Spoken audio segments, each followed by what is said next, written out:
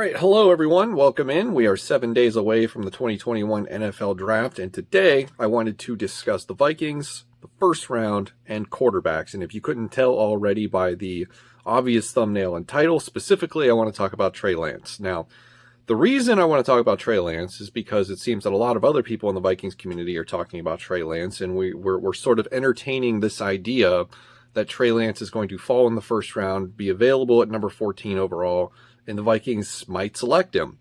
My opinion on that is unlikely. I don't think that that's possible. Number one, I don't think Trey Lance falls that far in the draft.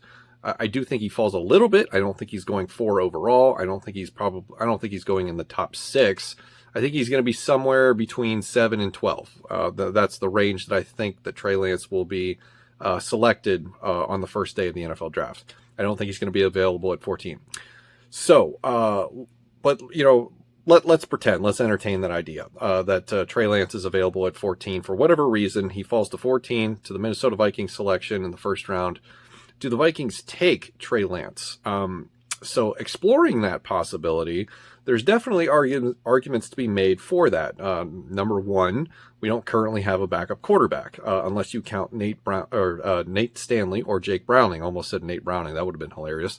Unless you count one of those two guys, who are so far just practice squad guys. Nate Stanley was a 7th round pick. Jake Browning was an undrafted free agent. They haven't seen anything beyond the practice squad. I wouldn't trust those guys to be quarterback 2 this season.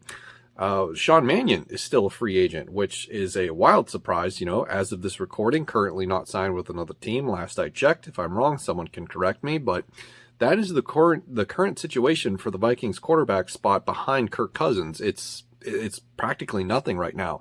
So it makes sense from an argumentative standpoint to take Trey Lance with the 14th overall pick if he's available, because he's a perfect candidate to sit behind Kirk Cousins for an entire season, and then we can figure out what he is next year. And it's not beyond the realm of possibility. This has happened before.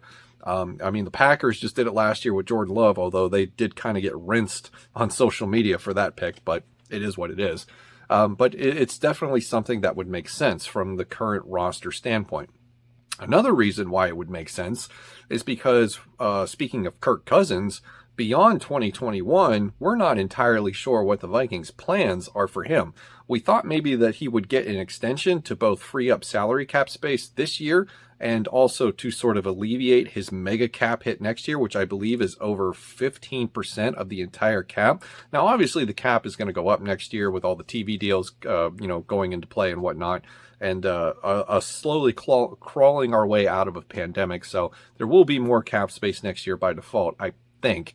But that doesn't take away from the fact that we are going to be spending a large amount of the salary cap space on one player, and that is Kirk Cousins. So it all sort of depends on what happens this year, and the success of this team in 2021 on what they do with Kirk Cousins going forward. If we're successful, we make a deep playoff run. I don't think that they worry about that contract whatsoever. They'll probably figure out what to do with it, or how to make it a little bit less painful on them when the time comes. If we have a super bad season, maybe go like 5-11 or something, or maybe go 9-7 or 9-8 this year and miss the playoffs. I forgot about that 17th game already. Maybe they do something drastic and get that contract off the books. So, and that wouldn't make sense to me unless you had a backup plan in place, and Trey Lance would be that backup plan. So that's a situation where I could see that happening. On the other hand, having explored the side where it would make sense to draft Trey Lance at 14 overall, I counter with the following, and that is Rick Spielman's draft history. He doesn't take quarterbacks very often. It's a very infrequent selection that he has made during his tenure with the Vikings. Number two, a backup quarterback this year that needs a full season to develop does not help this team win this year. And in my opinion, from the outside looking in, reading the tea leaves, this team, this front office, this coaching staff fully believes. They believe that they have what it takes to be a Super Bowl contender this season, as long as they fix the defense, right? Because in the offseason so far, we have seen through free agency where they have spent no resources on bringing in new players. All they've done is re-sign their own. Rashad Hill, Dakota Dozier, Chad Beebe. They believe the offense is fine. They're not really messing with it at all. Maybe they'll pick up some pieces in the draft, like a wide receiver 3. Hopefully they address the offensive line.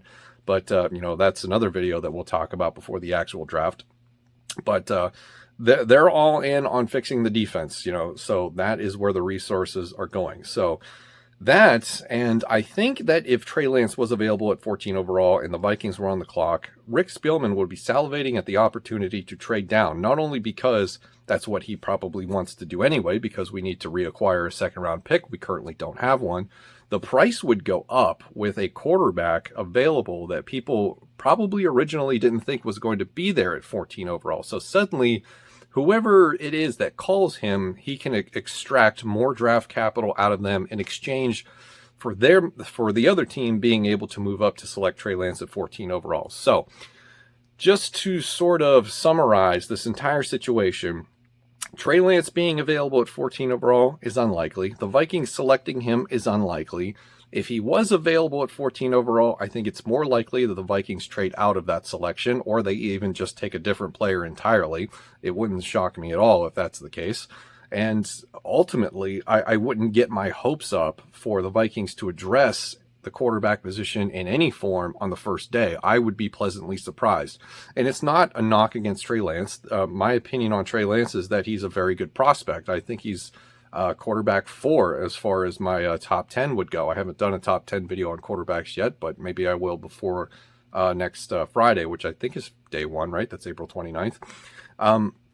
I think it would be exciting. I think it would be exciting to take a quarterback in the first round, have something to look forward to next year, and feel a little bit better about the quarterback situation heading into future years where you have that 4-year with a 5th-year option rookie quarterback contract. So I would be intrigued in taking Trey Lance. Does it fix the offensive line? No. Does it help the defense? No. But sometimes, because the way that the league overvalues quarterbacks, especially in the draft, that's what you have to do, because there is no chance in hell that you're going to get a Trey Lance later on in the draft, because that's just not how it works. Quarterbacks go first, and by the end of the draft, there aren't many left, and the ones that are left probably will never see the light of day in terms of being an NFL starter. So that is my take on the Trey Lance discussions that have been happening in the last few days. Let me know what your takes are on the situation in the comments below. Thank you for watching, and I'll see you in the next one.